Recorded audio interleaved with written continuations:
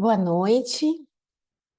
Então, hoje nós iremos para mais um seminário aberto do Instituto Langage e hoje, especialmente, nós estamos aqui também para falar sobre o lançamento do livro O Tempo da Infância e da Adolescência, que é este livro, Criação, Invenção e Possibilidades. Esse livro é o primeiro volume da nova coleção da editora do Instituto Langage, do qual tenho o prazer de estar fazendo a coordenação, a direção desta coleção, que chama-se Crianças e Adolescentes no Horizonte Transdisciplinar. Então, esta coleção oferece um convite à leitura sobre crianças e adolescentes na perspectiva transdisciplinar, disposta a abordar as complexidades e os desafios que permeiam esta fase da vida nos tempos atuais. Ao destacar o diálogo entre as diversas disciplinas, os leitores são guiados por uma análise que abre as fronteiras convencionais do conhecimento. Essa coleção, ela nos provoca a repensar as abordagens e contribuir para um futuro que desafia conceitos pré-estabelecidos e expande os limites do nosso conhecimento, não apenas ilumina o horizonte, mas também nos convida a ser parte ativa da pesquisa e da ação transdisciplinar. Mas afinal, então, o que é um horizonte? Bom, a palavra horizonte, ela vem do grego, né, como nós sabemos, e ela define essa linha aparente onde nós observamos que o céu toca a terra ou que toca o mar, onde a visão, né, onde nós pensamos que a nossa visão chega, onde nós pensamos que a nossa visão alcança sem obstáculos, e onde supostamente estaria esse infinito. Mas, assim, traduzindo isso para esse contexto, né, são as diversas e diferentes possibilidades de discussões acerca do bebê, da criança e do adolescente. É um caminho longo a ser percorrido pelas diferentes áreas do conhecimento que compõem esses sujeitos. Então, convido a todos e todas agora que acompanhem os próximos seminários do Instituto Langage, onde vamos promover encontros de diferentes profissionais nessa perspectiva transdisciplinar, de profissionais de diferentes áreas com pontos de vista diversos, e inclusive de diferentes pontos do nosso Brasil e também de diferentes pontos do mundo. Infelizmente, devido ao fuso horário, muitas vezes fica um pouco complicado, difícil a gente convidar os nossos autores e colaboradores internacionais para este horário, mas nós, no Instituto Langage, já estamos estudando outros momentos que eles possam compartilhar as suas ideias que foram publicadas neste livro também. Essa coleção, ela reúne os artigos de conferências e mesas redondas que foram apresentados no Congresso Internacional Transdisciplinar sobre a Criança e o Adolescente. E neste ano, então, para inaugurar o primeiro livro desta coleção, os textos foram divididos em três grandes temas. O primeiro tema, que é sobre o bebê, tempo de possibilidades, que será o tema do nosso próximo seminário aberto, do dia 26 de setembro. E o bebê, então, dentre as suas múltiplas possibilidades, ele nos apresenta diante de seus saberes. Possibilidades únicas, singulares, de lidar com situações de sofrimento, de crescimento, de desenvolvimento, diante de seus territórios, e, em cima disso, serão abordadas as discussões dessa temática dos capítulos que foram publicados em formato de mesa redonda. Um outro tema deste livro, que trata da adolescência, que está programada para outubro, traz o tempo das criações. Então, como esses sujeitos são criativos para enfrentar as mudanças sociais que todos nós temos testemunhado, ainda um pouco de alguns resquícios da pandemia do Covid aparecem nos artigos publicados os efeitos que trouxeram aos jovens e aos adolescentes. Além, claro, né, como que eles lidam hoje com tanta informação e com tanta informação rápida. E, finalmente, a temática de hoje, né, sobre a clínica com crianças, especialmente a clínica do autismo, e denominado, então, o autismo como o tempo de invenções.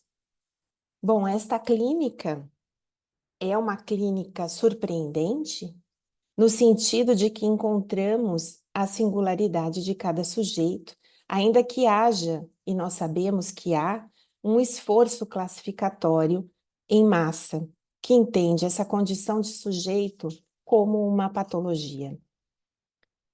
A mídia tem se apoderado deste tema também, assim como muitos pesquisadores, alguns respeitando e outros menosprezando as capacidades singulares desses sujeitos e de suas famílias.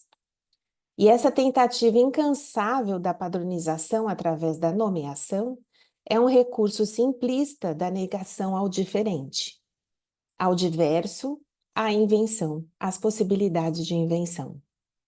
Nesse cenário da busca constante pelo diagnóstico, e principalmente pelo diagnóstico em crianças muito pequenas, alimenta-se o grupo político, alimenta-se um grupo comercial que se aproveita desta situação vulnerável de muitas famílias para sua própria projeção e capitalização. Diante desta realidade, então, os sujeitos não são vistos em suas diferenças, mas são agrupados para facilitar o discurso opressivo e discriminatório presente na sociedade atual. Nós, aqui do Instituto Langage, procuramos olhar para essas diferenças como marcas da singularidade destes sujeitos em seus territórios e em suas culturas, observando, valorizando e trocando conhecimento com eles e com suas famílias, na tentativa de escutar um a um. Então, hoje, nós temos aqui o prazer de ter a Caroline Heloísa Sapatini conosco, que atualmente ela é mestranda do programa de pós-graduação em saúde, interdisciplinaridade e reabilitação da Faculdade de Ciências Médicas da Unicamp, sob orientação da professora Kelly Cristina Brandão Silva. Então, muito obrigada, Carol, e passo a palavra para você, e aí depois a gente pode abrir para discussão em grupo. Muito obrigada, Andréia. Bom, então eu vou compartilhar com vocês a apresentação para a gente poder ir acompanhando juntos. Vocês me dizem se vai dar para ver certinho como que tá para vocês. Estamos vendo, mas não com a tela cheia. Tá, deixa eu ver então pra gente. Agora foi? Sim, sim. Sim. Tá ótimo, Carolina. Então tá bem. Então, muito obrigada pela apresentação, Andréia. Muito interessante, né? Todo o percurso da construção do livro, né? Fiquei muito feliz com a publicação do nosso capítulo, né? E de trazer um pouquinho para vocês, né? Eu vou falar sobre o capítulo que a gente publicou, né, no livro. Então, o tempo da infância e da adolescência, criação, invenção e possibilidades. O nosso capítulo, ele tem como título o que... Só tirar isso aqui do meio do caminho. O que se escuta quando a família fala, né? Reverberações do autismo. A escrita desse capítulo, ela veio de várias questões, né? Como trabalhadoras ali do serviço. E vou contar para vocês um pouco desse caminho para a gente poder ampliar essa discussão justamente sobre essas reverberações do autismo nas questões familiares. Então, nós escrevemos, né, as três autoras, eu, a professora Kelly Cristina Brandão da Silva e a doutoranda Beatriz Almeida Garbado Tati. Tá passando? Agora foi. Então, vamos lá.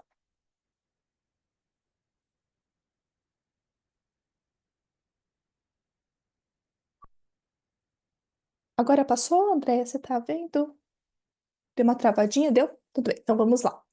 Então, o capítulo ele vai tratar sobre a nossa experiência clínica do atendimento de crianças com sinais de fechamento autístico em uma universidade pública do interior de São Paulo, que tem revelado uma dificuldade cada vez mais frequente das famílias em narrar a própria história e a história da criança, seus sofrimentos e seus sintomas.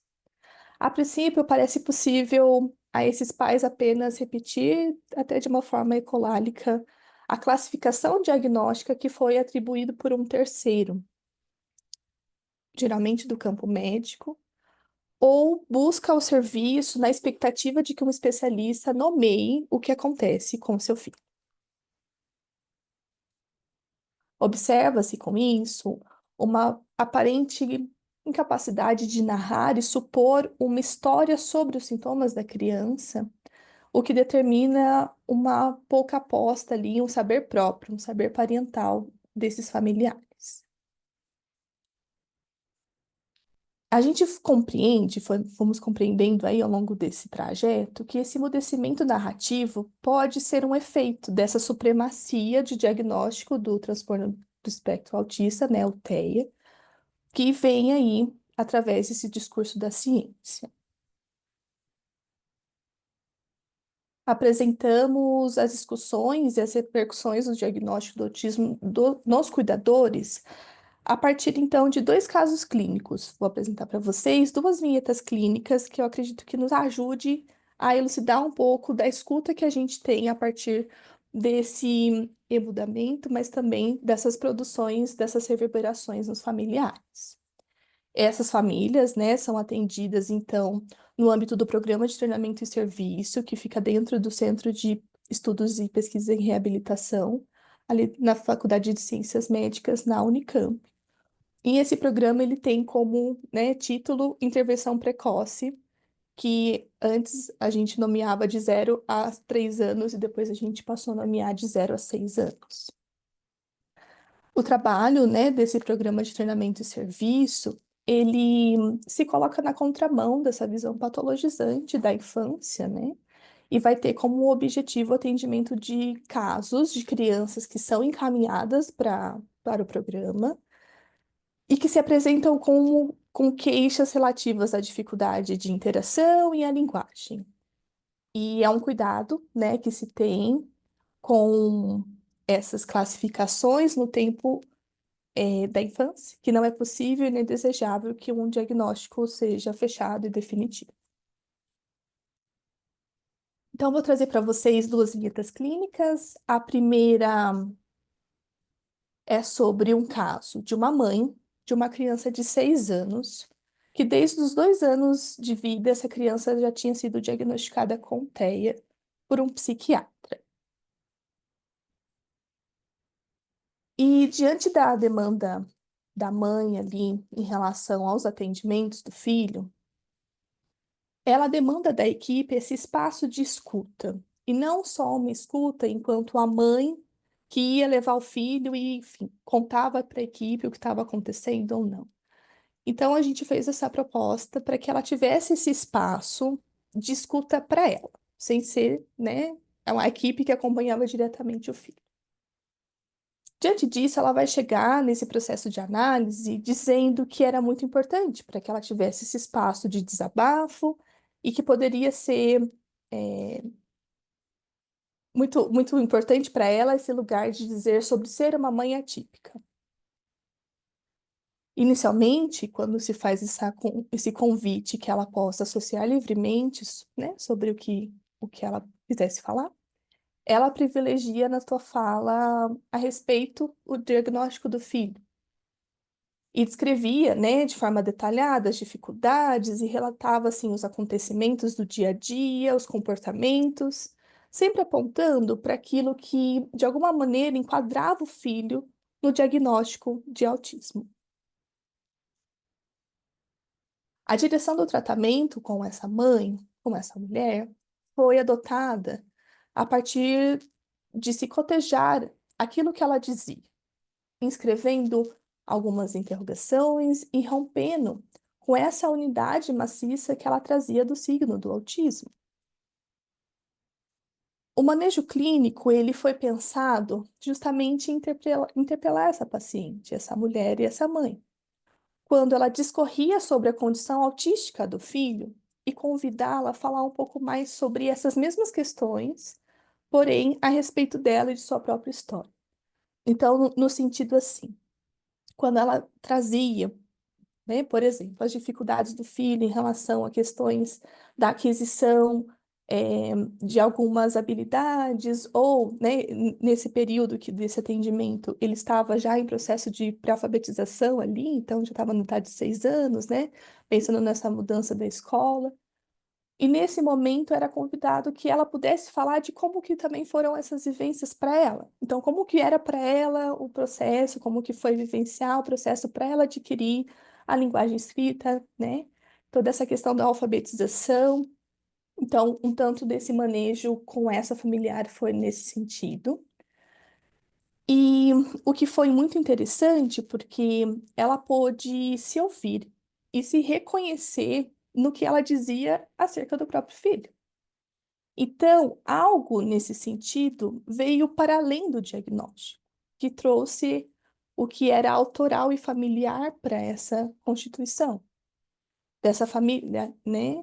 E aí, dessa maneira, ela passou então a reconhecer na produção das crianças marcas dela e passa, né, de uma situação de, ele deixa tudo organizado por conta, enfim, de alguma rigidez, e ela nomeava um tanto nesse sentido, para dizer, olha, ele está se tornando igual a mim, ele está fazendo isso porque eu gosto também de deixar as coisas desse jeito. Então, no caso dessa mãe, a gente pôde entender que, enfim, houve essa mudança significativa.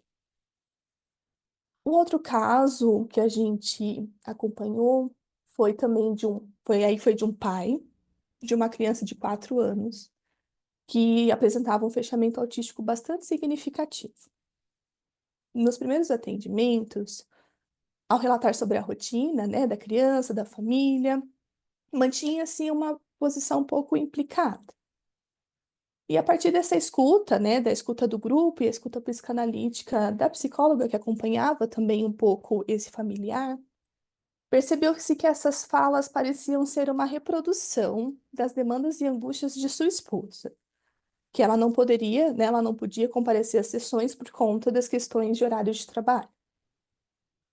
E nesse caso, a gente compreendeu que nesse momento inicial, o pai não apresentava uma demanda em nome próprio, o que nos parecia reforçar ali sua pouca implicação subjetiva diante da condição do seu filho. Então, ele trazia a criança e falava: olha, aconteceu tal coisa essa semana, e ele tá de tal jeito. Era uma reprodução, enfim, do que ele trazia ali de demanda. E ao longo dos atendimentos, a partir tanto das interrogações, né, de tá, e o que que você vê disso, das suas próprias queixas, e do convite para que ele pudesse falar das situações vividas e como aquilo também afetou ele de uma certa maneira, o pai mudou essa posição de interesse em relação ao cuidado da criança. E aí a gente notou uma transformação da sua implicação no tratamento do filho, passando a compartilhar suas angústias de dúvidas. E o que que a gente compreendeu? Que nesse sentido houve um deslocamento da posição de um espectador do cuidado para efetivamente um cuidador. Ele passou a mostrar, assim, de uma forma muito espontânea, né, os avanços do filho, igual ele nomeava, a partir dos vídeos caseiros, onde o filho interagia e oralizava com outras crianças. Essa era uma questão bastante significativa para ele. E aí ele solicitava, né, a psicóloga com uma certa frequência, mostrando-se que ele estava cada vez mais implicado na construção do que ele via de efeito no filho, de forma que ele passou a acolher a criança, estimular a criança, e o que, enfim, a gente pôde escutar de supor sujeito naquela criança. E aí a gente vai pensar um tanto nesse processo de retificação subjetiva, né? De uma forma dialética, o que vem do que se captura, né? Desse deslocamento da posição do sujeito. E aí, pensando um pouco nesses dois casos, a gente aprofundou um pouco as pesquisas em relação ao transtorno do espectro autista e o discurso da ciência, porque a gente viu que era muito importante para nós, enfim, nesse processo do atendimento direto, mas também no processo de formação enquanto psicanalistas, passar a ouvir qual eram as produções que vinham desse discurso. E aí é significativo, né? Eu acho que em algum momento a gente escreve isso no capítulo, que esse centro, ele é um centro, o centro, né, que essas crianças eram atendidas, dentro da Faculdade de Ciências Médicas, mas que são referências de fonos. Então, as crianças vão lá para atendimento de fono e a gente está lá com esse programa de psicólogas para atendimento também. E aí, para a gente poder pensar, né, que Lacan vai conferir, então, ao discurso universitário, o Estatuto de Discurso da Ciência, mostrando que seria próprio dessa ciência, na perspectiva discursiva, tomar o sujeito enquanto objeto de conhecimento, né? Então, por isso que vai nomear o outro do discurso universitário de A, estudante, né? Que daí ele faz um neologismo do A estudado, constituindo fundamentalmente como objeto. E aí se constrói a partir dos enunciados de um saber que vão se acumulando sobre esse sujeito. E é justamente esse ponto, essa questão que interessa a nossa discussão quando a gente pensa nesse diagnóstico hegemônico do TEA e as repercussões na família. Porque quando a gente olha diretamente para o discurso da ciência que, enfim, se produz sobre o TEA, o autista não tem uma história e tampouco filiação. Os pais submetidos a esse discurso muitas vezes repetem os enunciados que são pasteurizados, generalistas, que pretendem explicar tudo sobre o comportamento, a linguagem, os sintomas das crianças, como a gente escutava muito da mãe do primeiro caso.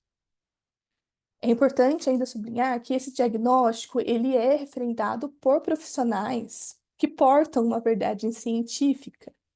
Então, muitas vezes a família traz isso como discursos que não são discutíveis, né? São diagnósticos fechados.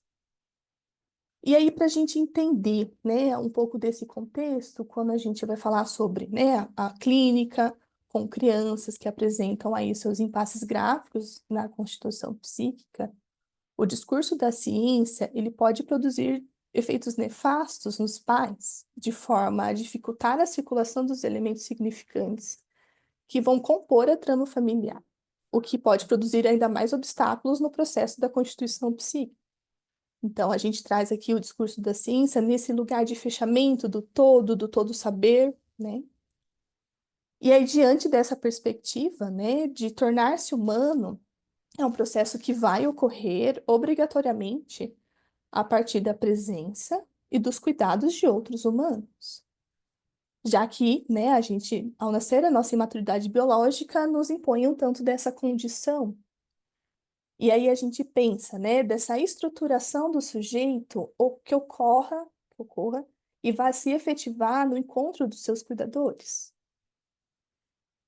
E nós temos esse olhar, né, para a desnaturalização do desenvolvimento infantil, pensando que é um sujeito que já se inscreve na linguagem, né, a qual o bebê já está imerso aí antes mesmo de nascer, através de expectativas parentais, e que vai explicitar essa complexidade na constituição do psiquismo, e que vai se efetivar de fato na relação com o outro.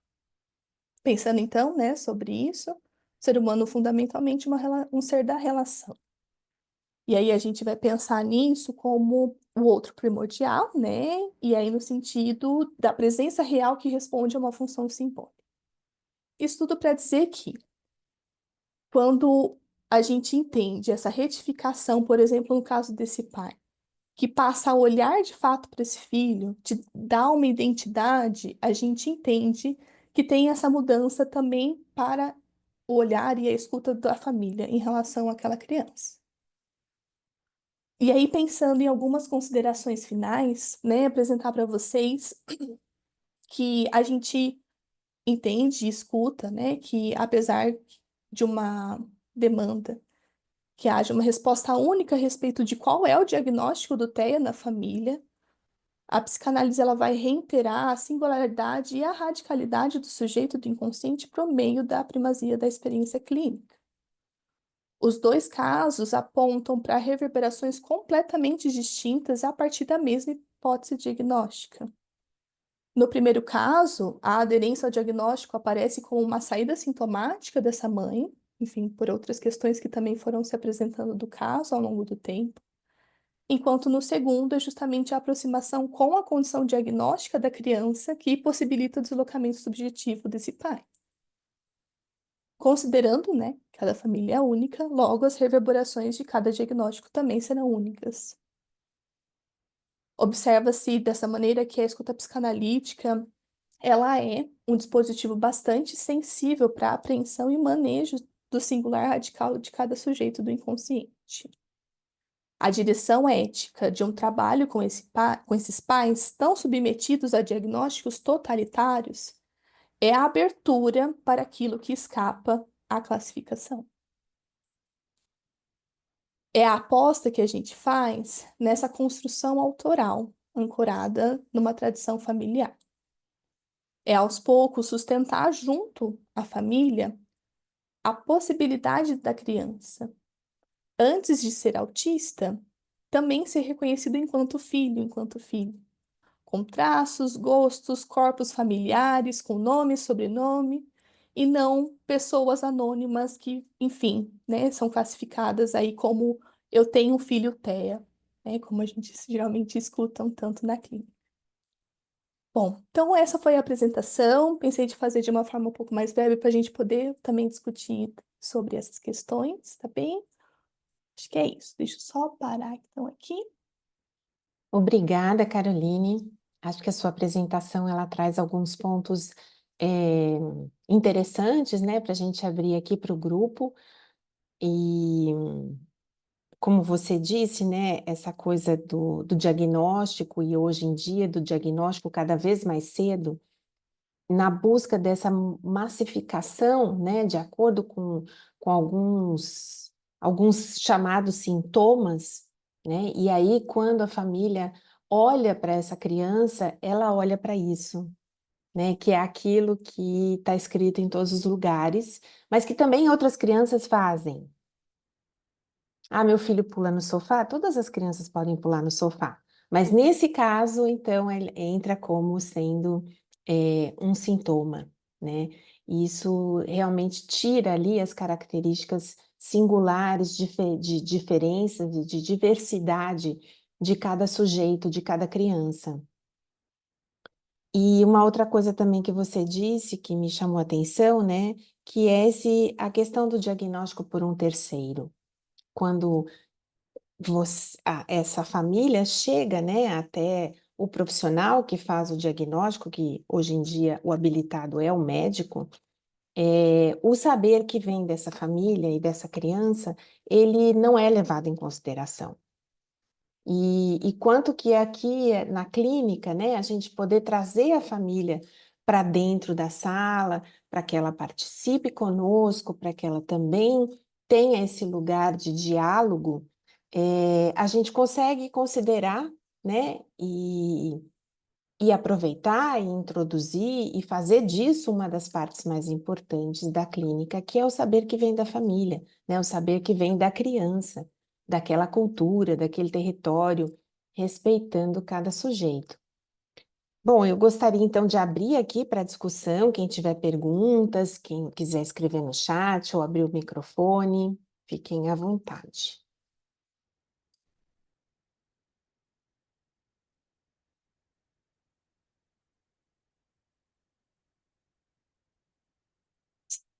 Estamos num momento um tanto polêmico, né, quando a gente fala de autismo, com as últimas considerações que saíram a respeito da comparação, né, do tipo de tratamento, de análise comportamental, as possibilidades de ser quase manicomiais, né, e aí quando você fala da ciência, acho que é importante a gente pensar sobre isso, né, o que é a ciência, né? Porque ambos, cada um do seu ponto de vista, diz que é ciência, diz que é material científico comprovado, mas também ninguém lê criteriosamente o que é essa ciência que está sendo feita em cada um desses lados. Não sei se você acompanhou essa discussão agora dessa semana. Sim, eu vi algumas repercussões a respeito, né? E é muito interessante da gente realmente fazer essa reflexão, né?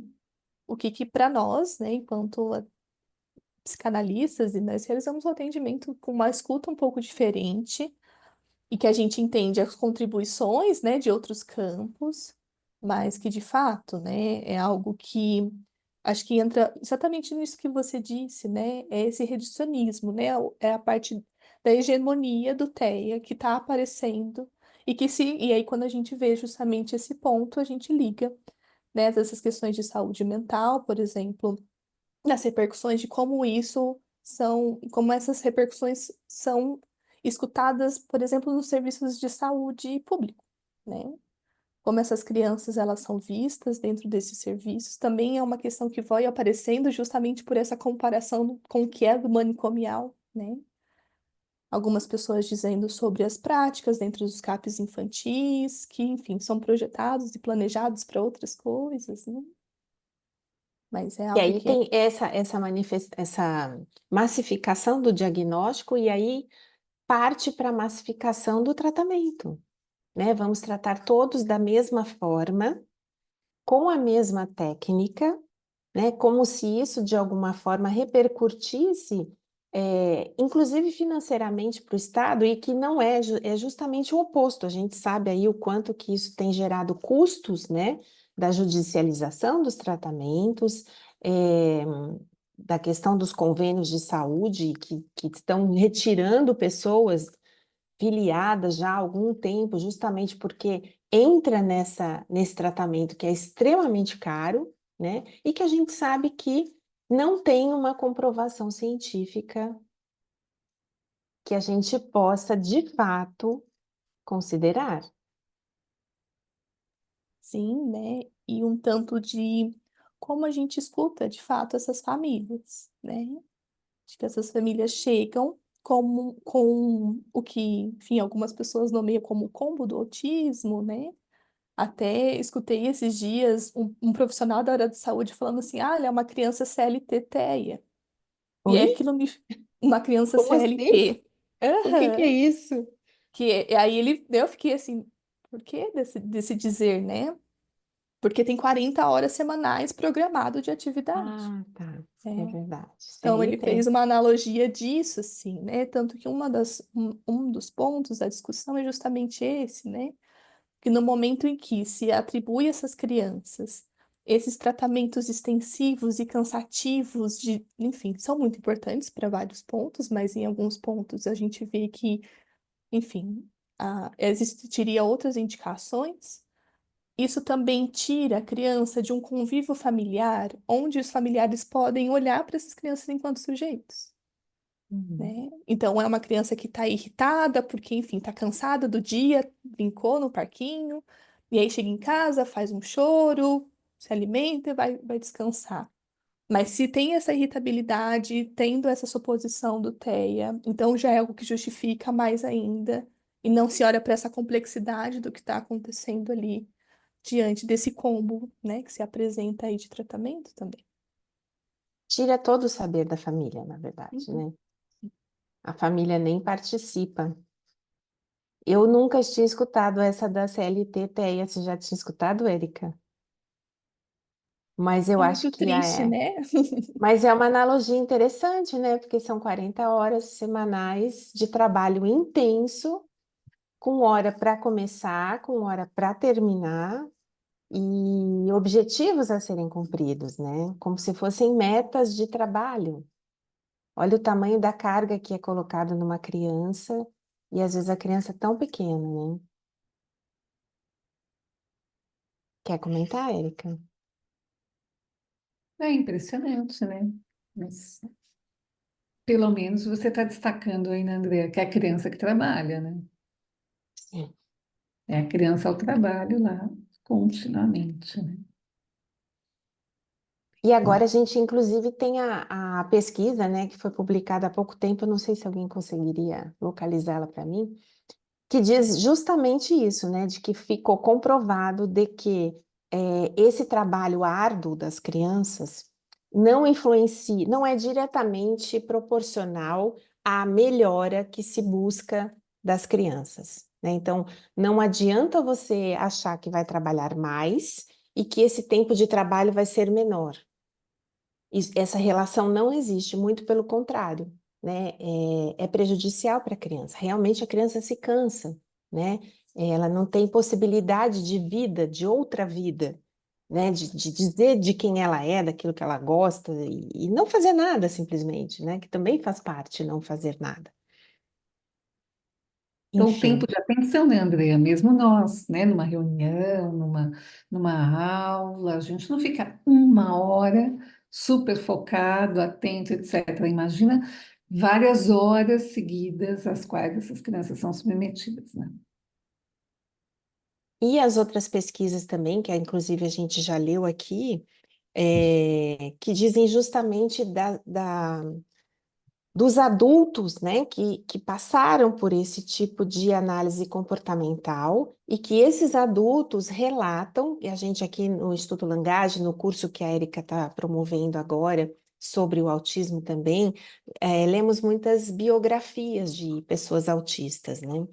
E existem relatos de pessoas autistas que passaram por esse tipo de tratamento de análise comportamental e que relatam, assim, grande sofrimento, né?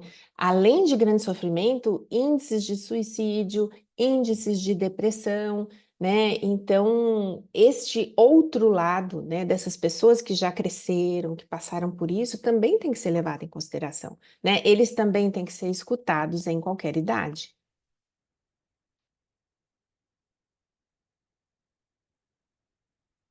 A Magda abriu a câmera, achei que ela ia querer falar alguma coisa, Magda, não? Só comentário, é uma área assim que me interessa há muitos anos e a gente vê um discurso de que é o melhor, que há evidências, mas o que a gente vê no dia a dia do depois é que as crianças estão cansando e muito. E mesmo E a Magda é pediatra, né?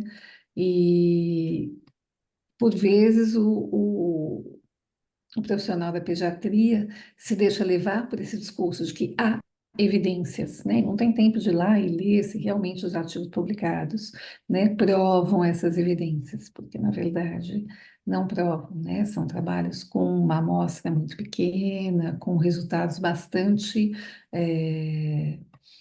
Febler, como é que fala, André? Os resultados eles não são significativos. significativos. Obrigada. E que cai na questão da capitalização da saúde, né? Tanto na judicialização quanto na capitalização. E, infelizmente, agora, né, que a gente está nesse período de eleições, esse é um ano de eleições, né? A gente vê o quanto essa temática do autismo ela está presente no discurso político. Então, nós temos aí várias famílias, não que isso seja ruim, eu acho que é muito bom as famílias se envolverem politicamente na busca, né, de um sistema de saúde melhor para os seus filhos. Mas a bandeira do autismo, ela está sendo utilizada como uma manifestação política, né? Assim como antigamente as pessoas falavam, vai ter ônibus, né? Agora tem tratamento para o TEA. Isso na mesma proporção de importância, né? Como se a gente só tivesse esse problema de saúde pública, que nem é um problema de saúde pública, né?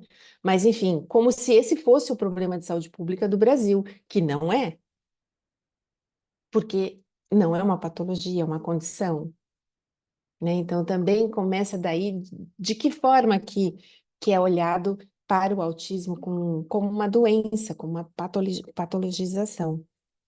Então, eu convido vocês, né, quando forem fazer aí a sua escolha política, que observem sobre isso, né? Observem o quanto o TEA está em evidência hoje, né, para conseguir votos, infelizmente.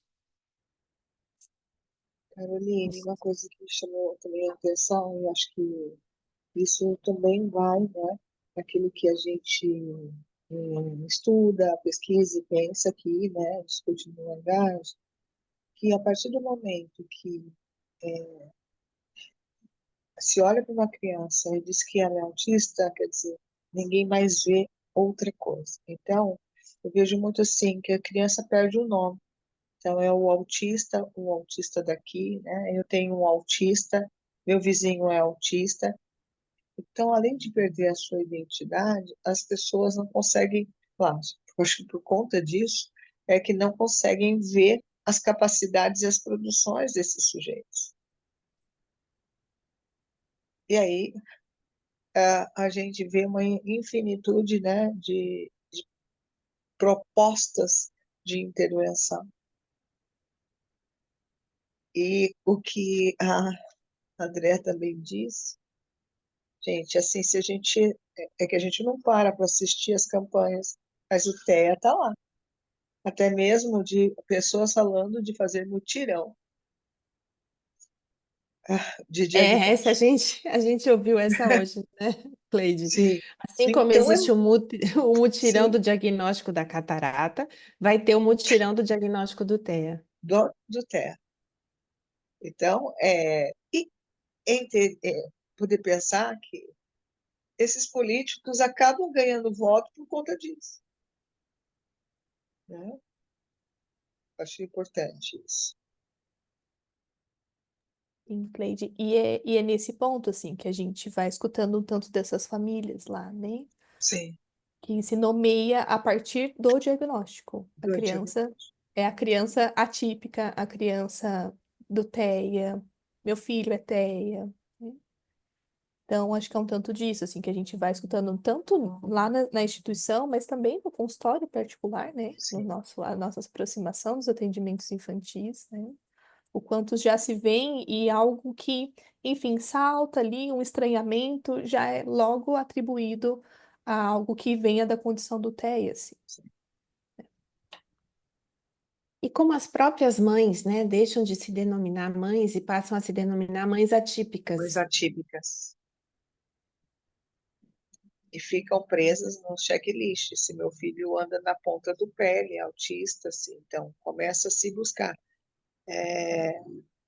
questões desse comportamento da criança ligado a uma questão que ele é, né? Na verdade, eles nem fazem. Por que será que ele faz isso? Mas já coloca como ele é.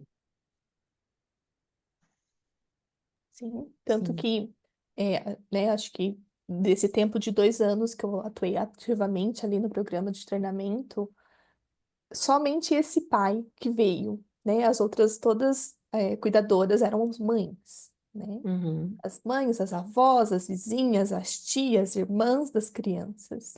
Então a gente também tem um tanto disso, né? O quanto que o diagnóstico, ele também vai refletir um tanto nessa questão de gênero, né? Que quem fica à frente do cuidado é um cuidado que se põe aí como feminino, né?